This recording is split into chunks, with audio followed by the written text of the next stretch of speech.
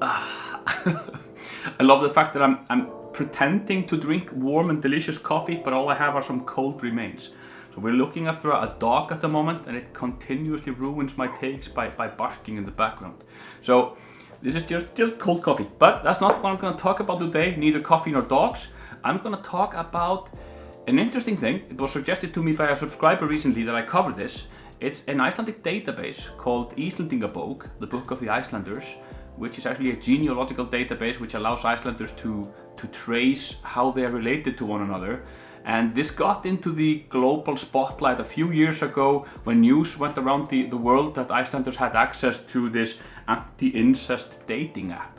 So we're going to take a look at this, see what this actual application is, what it actually can do, and try to figure, it's not as if we are all related, but let's take a look at Íslendingabók.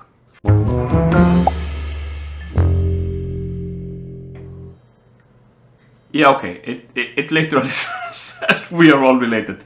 Okay, so we obviously are all related. So this is the front page of Íslendingabók, the Book of the Icelanders. It's a tool, again, which is compiled and created by Decode Genetics, which is an Icelandic genetics research company.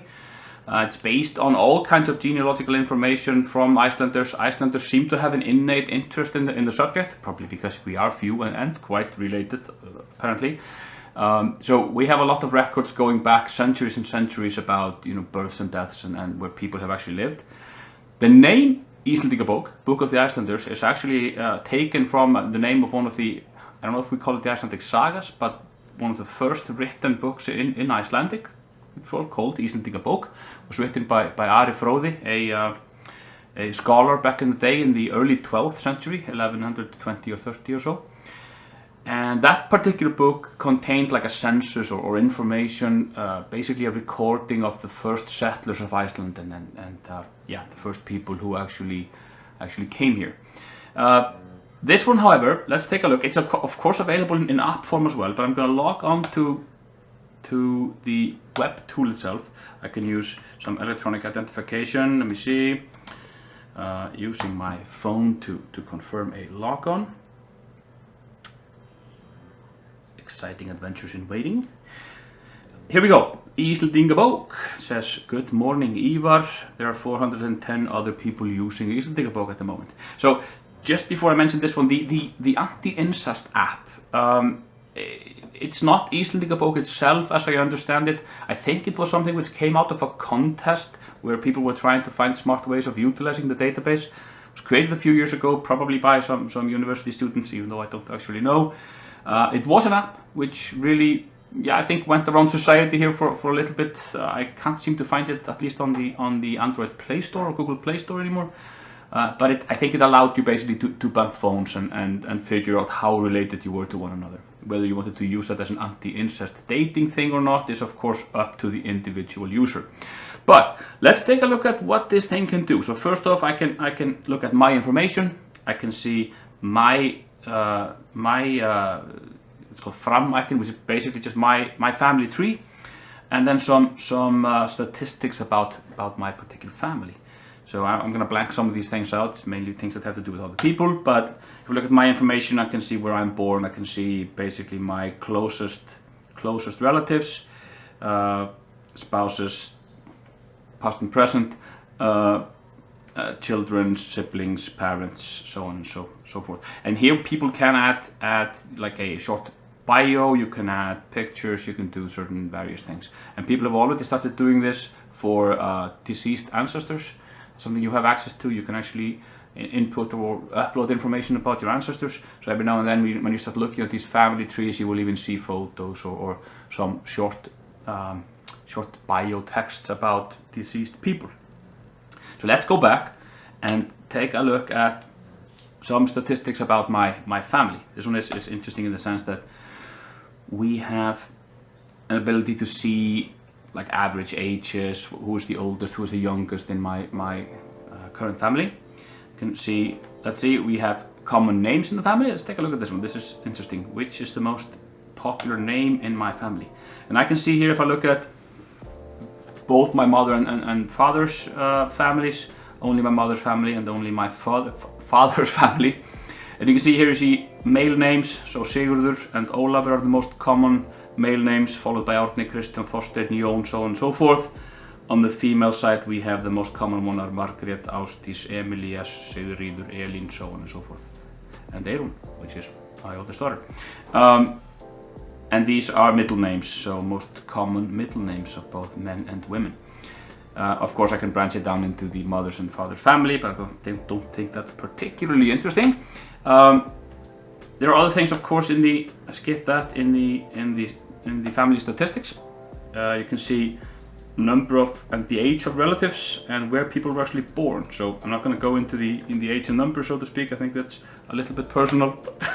Where are we born in general? You can see if I look at both of my families, the majority of us, almost all of us, are born in Reykjavik. That's true only for people who have never actually lived in Reykjavik. I've always lived in some municipalities around Reykjavik, but most of us are actually born there because of the National Hospital, which is located in Reykjavik. So we tend to be born there.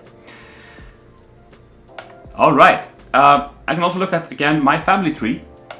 And here you can see actually myself and just tracing back to some ancestors, my father, my mother, their parents, and so on and so forth. You can look at it as a tree in this particular way, or you can see it as a structured tree from the side. And here you can see what I mentioned before, that there are already some photos which have been input of deceased relatives from back in the day. And it's nice to see, specifically if you look at the women from the 18th, 19th century, they always are wearing these old traditional Icelandic clothes, the þjóðbúningurinn, or the kind of the national dress that people wore back in the day. But this is what you actually have access to, and if you start, you can click these people and dig into these people and see all kinds of information about them as well. Now, the really interesting thing, I think, is when you start using this search feature. This is where you start matching yourself with other people and figuring out how you are related to a particular other person. So, let's try something. Let's look at the Icelandic Prime Minister. It's good to look at somebody who's contemporary and of a similar age. She is roughly my age. So Katrín Jakobsdóttir, also a very public person, born in 1976. This is all public information. So let's take a look. There's only one Katrín Jakobsdóttir born in 1976, so I assume that this is our Prime Minister. Hit that one here, and I can see how we are actually related. So from myself on the left-hand side, through my father's family, down the tree again through her mother's family on the other side, and we have common ancestors, Arndís and Kolbeinn, born in the 1730s. Let's take a look at somebody else. Everybody knows Björk Guðmundsdóttir, the singer. I think she's born in 1965. Yeah, this is most definitely her. November 65, sorry, 65. Here you can see me tracing my connection with Björk. We are connected through my mother, her father, yeah, 7 or 8 generations back. Again, we have common ancestors born in the mid-18th century. So this is pretty much what the Íslendingabók, the book of the Icelanders, can do.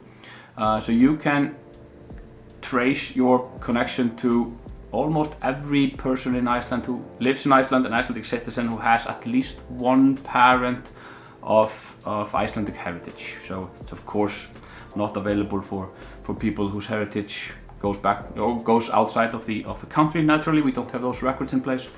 But due to the fact that Iceland has kept relatively rigorous records throughout history, this is something which we can compile and can use here, and this is used not only for these kinds of purposes, but of course is used by this company, Decode Genetics, to do all kinds of genetics research on this relatively limited pool of people here in the country.